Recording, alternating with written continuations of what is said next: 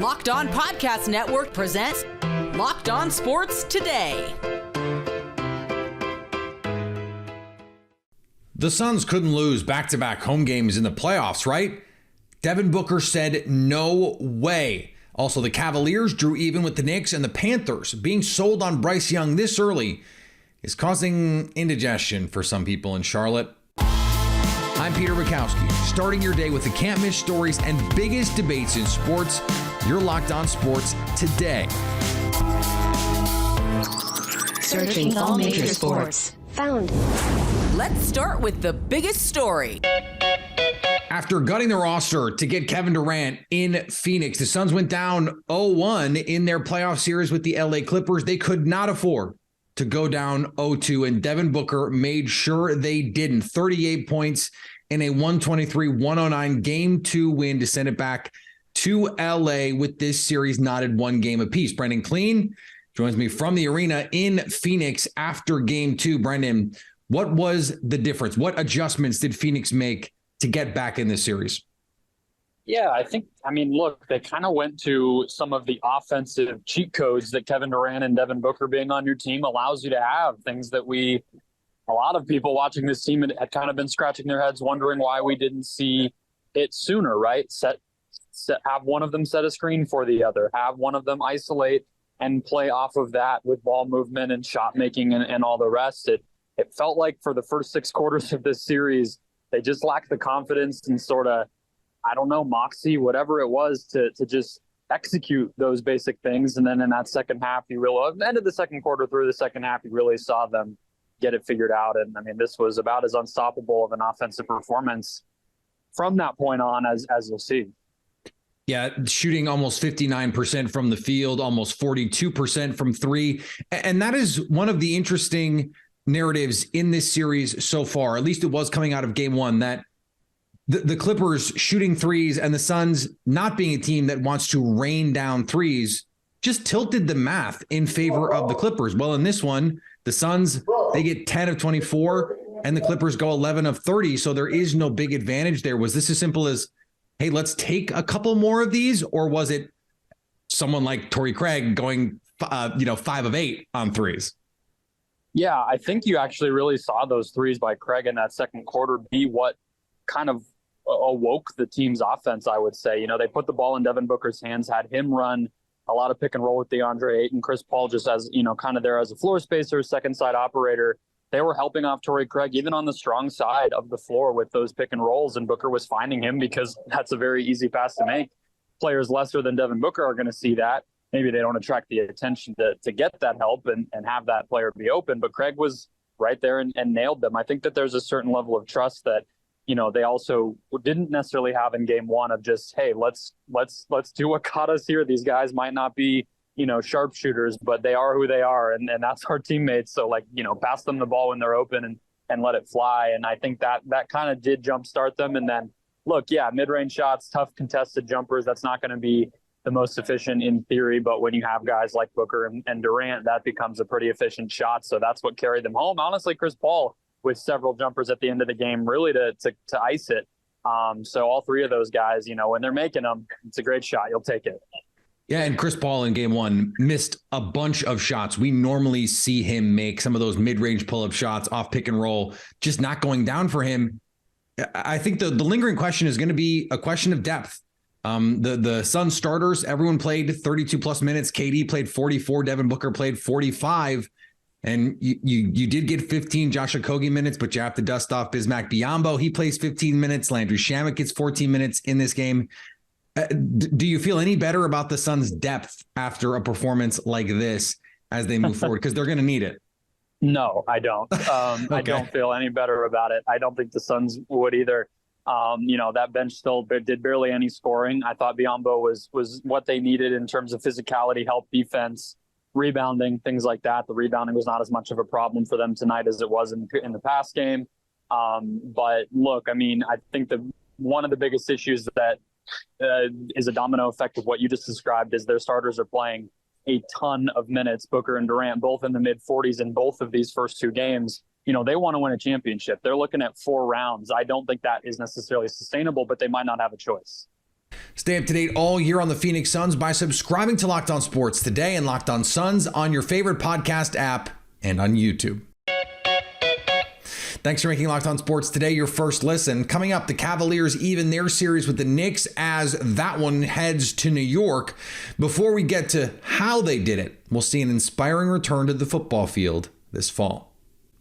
The NBA playoffs rage on, and there's no better place to get in on the action than FanDuel, America's #1 sports book. That's because right now FanDuel is giving new customers a no-sweat first bet up to $1,000. That's up to $1,000 back in bonus bets if your first bet doesn't win. Just go to FanDuel.com/lockedon and sign up today to claim your no-sweat first bet. Then you can wager on everything from the money line to point spreads to which team will be winning the NBA title. And in those odds, the Boston Celtics are now plus 280. They're the favorites to win the NBA title, with the Bucks having lost game 1 and now Giannis doubtful for game 2. The Bucks right behind them at plus 340, and the top Western Conference team plus 550, all on an app that's safe, secure, and super easy to use. So don't miss your shot at a no-sweat first bet up to $1,000 when you join FanDuel today. Just go to FanDuel.com/lockedon to sign up. Make every moment more with FanDuel. So we all know ExpressVPN protects your privacy and security online, right? But there's something you might not know. You can also use ExpressVPN to unlock movies and shows that are only available in other countries. If you're like me, you've run out of stuff to watch on Netflix, and this will change your world and expand your world. You could spend the next week trying to binge The Office on UK Netflix, because all you have to do is fire up your ExpressVPN app, change the location to UK, refresh Netflix, and that's it. That's it. Now you have access to all of the content that you might not have otherwise had access to from 100 different countries. So you can imagine all the Netflix libraries you can go through, and it's not just Netflix. ExpressVPN works with any streaming service: Hulu, BBC, iPlayer, YouTube, you name it. There are hundreds of VPNs out there. But the reason I use ExpressVPN to watch shows is because it's ridiculously fast. That is key.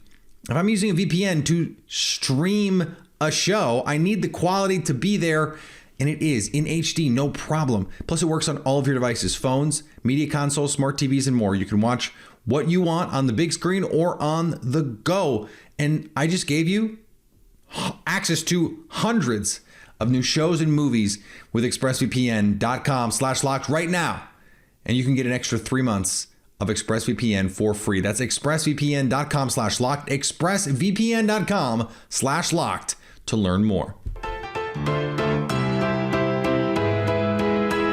Damar Hamlin has been completely cleared to play football. And this event was life-changing, but it's not the end of my story.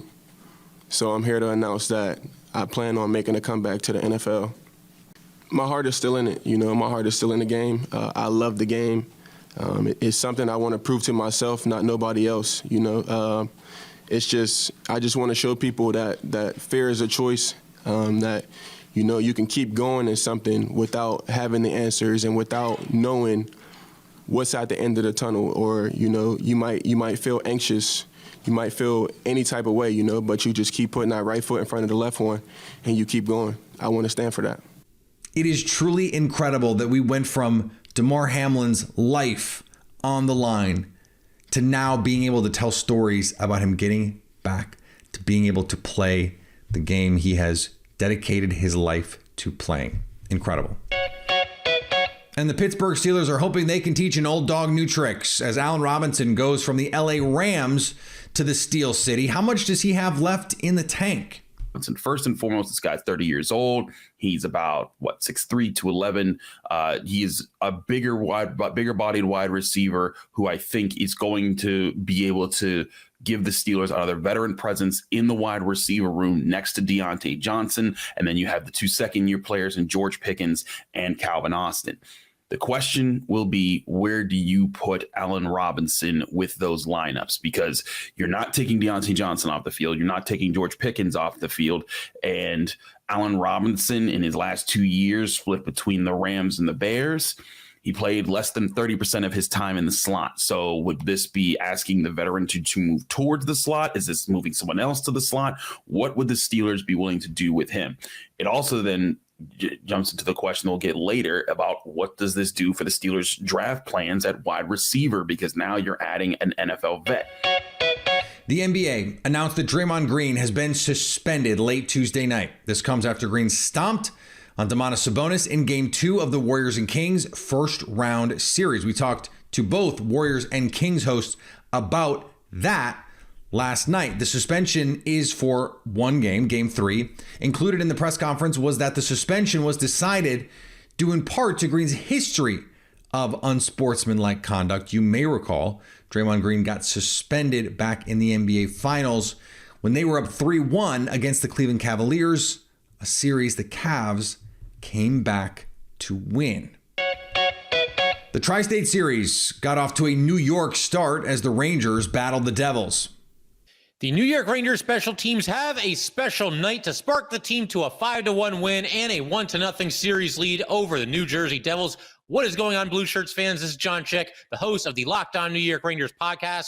And yeah, for this Game 1 win, between the power play for the Rangers as well as the penalty kill, I think this is the best night that the Rangers have had on special teams the entire season. The Devils go 0 for 4 on the power play, but it goes well beyond just a simple 0 for 4. It's the fact that the Ranger penalty killers played nearly flawless hockey on this night. They were standing up the Devils at the blue line. They were forcing turnovers. They were keeping the puck pinned to the boards, getting some timely clears here and there, even playing keep away at one point, keeping the puck away from the Devils while the Rangers were shorthanded.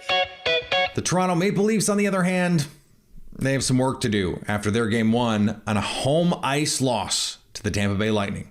It was an unfortunate start to the playoffs for the Toronto Maple Leafs as they lose 7-3 in Game 1 to the Tampa Bay Lightning. And really, you could not ask for a worse start to the hockey game for the Toronto Maple Leafs. They were down 3-0 after the first period, and it was the floodgates just opened from there. The Leafs attempted to try to make a comeback to make it 3-2, and then Tampa took it for the rest of the game right over there. Penalties and just a lot of things went wrong for the Leafs in this game.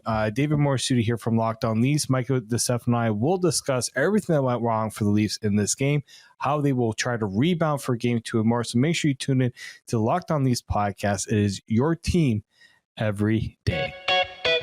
In an old school knockdown drag-out fight, the Knicks stole Game 1 against the Cleveland Cavaliers. In Game 2, Darius Garland and the Cavs responded. Garland poured in 32 points, and the Cavs got a 107-90 victory to square this series at 1 apiece. Chris Manning from Locked On Cavs is in the arena post-game after this one. And Chris, what was the big difference between Game 1 and Game 2 for the Cavs? I think more than anything else, it's Darius Garland. I think he came out aggressive, really quiet for 6 minutes, had some loose passes here and there, but really was assertive as a scorer, really was assertive as a creator, and had control of the game. Cleveland is at its best when he is in control, when he is kind of doing a little bit of everything, and he is scoring, he is assisting. And that is what happened in this game, and they got a win. They navigated the pressure of the Knicks better, they made some better rotations, they rebounded better as well, and started from Garland. It was also a game where the Knicks could not make any shots. What kind of defensive adjustments, if any, did you see? I think it was the physicality. I think there was just meeting guys at the rim. There was contested shots. There was getting your hand in on the ball and slapping it away. I think that's where it started. There was certainly, I think the effort, I think the physicality is the difference. There's not to me a ton schematically that changed, right? I think it starts with the physicality and really kind of accentuated that. In Game 1, it was Josh Hart as that other piece, aside from the top two scorers for the Knicks, that really made the difference. In this one, it was Karis LeVert, who was kind of a mess in Game 1, and has been inconsistent over the course of the season, right? This is the bugaboo spot for the Cavs. We've been talking about it on this show, and I'm sure on your show all season long. Yep. So what can the Cavs expect from LeVert moving forward? Which version of him are they going to get? You're going to get some up and down. I think that's been the case with him the entire season. I think you've had really good stretches of him, and I think to his credit, he has really bought into what they've asked him to do. But was telling Isaac before started this game, picked up 2 quick fouls. Jetty Osman came in first, but then LeVert started the second half, and LeVert put it in scored. He played good defense on ball. really at the point of attack. I mean, it was a pretty complete carousel performance. And I think you're hoping the shot making, the creation, the providing some secondary playmaking off of the lead guys. That's what you're looking for. They didn't play Ricky Rubio in this game. They don't really have another point guard they're going to roll with. It's going to be on Levert to kind of be that third ball handler. And if that's going to be his role, he looks comfortable. And maybe if his role is create, hit some shots, play within the flow of things, and play hard, I think you can get maybe not this every night, particularly if Mitchell has a bigger night than he did, because it was kind of a quiet Mitchell game by his standards, but you can get something like this going forward with Levert. It's what he's done, at least down the stretch of the regular season. They had 5 guys play 35 minutes or more, 2 guys play 20, and then basically token minutes for everyone else. Is that enough? No. I think I think big picture, no. I mean, I think they are searching to get beyond this round. I think that's the biggest concern, right? I think that's like you're still going to build up the roster, but it's just the playoffs. Like you're just going to ride your guys, and they were a team in the regular season with a really good net rating, a really good offense, really good defense that relied on its starters much more than any of the other good teams. They just haven't found that piece. They relied on the starters and Falcons here. I think big picture, it's a big concern, but can they win this series playing this way? I think the answer is yes. We saw 2 very different games in game 1 and game 2. Which version of this series is more likely to be what we see moving forward? I think game 2. I think there are things Cleveland has figured out offensively that I think will carry over. I think that the Knicks will be better at home. I think that game 3 environment MSG is going to be an absolute just crazy thing, and I'm very jealous of you to see you uncover that.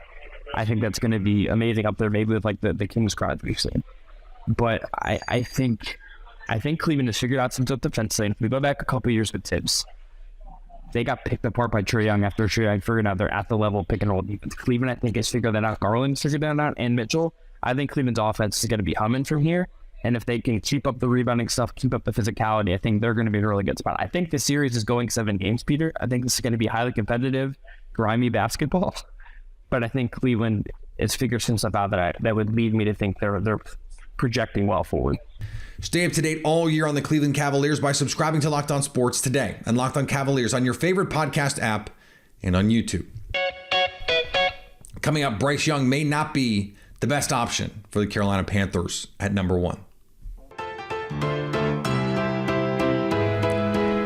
Ever since the Carolina Panthers acquired the number 1 overall pick, there have been varying reports as to who they will select. Locked On Panthers host Julian Council is nervous that all signs point to the Panthers already having made up their mind that Alabama's Bryce Young will be their choice. So I tell you I'm nervous hearing all this only because it starts to become real. I'm not wavering. I'm not waffling on my belief in Bryce Young. Now, he is an outlier. He's 5'10", 204, so they say. Now, I went and got a biometric screening on Friday, and apparently I'm 6'1.5" and 201. So taller, but slighter than Bryce Young. The point still remains that Bryce Young is basically my size and not a very large individual. Now, we have seen plenty of larger quarterbacks go down and have their careers ended by injuries. We saw one here in Cameron Jarrell-Newton. We saw Andrew Luck up in Indianapolis, though obviously the protection or lack thereof was a key part in why those injuries happened. But still, it's a physical game. And no matter how big or tall you are, the physical toll of football will one day catch up on you. And there are legitimate concerns of whether Bryce Young at 5'10", 204, probably really 5'10", 190, 195 playing weight, whether he can survive a 17-game season. But not just that. If he can survive 5 of them, 6 of them, 10, really what you're asking for, 10, 12, 15 of those, because you're looking for a franchise quarterback. And the hope is that's what Bryce Young will be. So when I hear the Carolina Panthers, really dating back the last 2 weeks, have all but made up their mind, it makes me nervous because now it's like, oh God, please tell me they're not going to get this wrong. There's 2 things here that stand out to me. The first is you have to trade up knowing you have a guy. This happened in San Francisco, it seems, where they traded up believing it was for one player, and eventually they decided to take another one because they had the time to do it. Pick your guy and go up and get him. That's the first thing. And if Bryce Young is your guy, understand what you're getting. The smallest quarterback to be not just a first round pick, the number 1 overall pick. He would be easily the most outlier of outliers that we have had in the modern era. The smallest quarterback we would have ever seen in a situation like this. And one of the smallest preferred starters, just period, we've ever seen at the position. And you're doing it because he excelled in the SEC, because he has playmaking traits, because he's so poised, his preternatural ability to see things before they happen, to feel pressure before it comes. Yes, that stuff is great. But is it all-time great? Because he is all-time small to be an NFL quarterback, and not just an NFL quarterback, the number 1 overall pick that you gave up an incredible amount, multiple first-round picks, DJ Moore, to go get, and you are banking on an outlier? Are you sure? Are you really sure? I wouldn't be. And finally, they changed up the format of the Pro Bowl to be more conscious of player safety, but Myles Garrett is done. Even so, the Browns edge rusher said he has retired from participating in any future Pro Bowl games after dislocating his right big toe during the event in February. Retired. Done. Like that right there, it's over. Hoops and obstacle courses are in the fine print, no more for MG. I marvel at what a flex that is. Hey, I know these games are only for people who are really, really good, and I'm really, really good, but I'm not going again. I'm not going to. It's okay. I could go to 10 more of these, but I'm not going to go. Thanks, but no thanks. What a flex by Myles Garrett, who, by the way, has plenty to flex. Thanks for making Locked On Sports today your first listen. Now go find your favorite team's Locked On podcast and make them your second listen. Coming up tomorrow, will the Memphis Grizzlies win without Ja Morant? So at least until tomorrow, stay Locked On Sports today. Locked On Podcast Network presents Locked On Sports Today. For more episodes of Locked On Sports Today, go to our video on demand. Click on Sports at the top of your screen. There, you'll find past episodes of Locked On Sports Today, plus other Locked On shows on demand.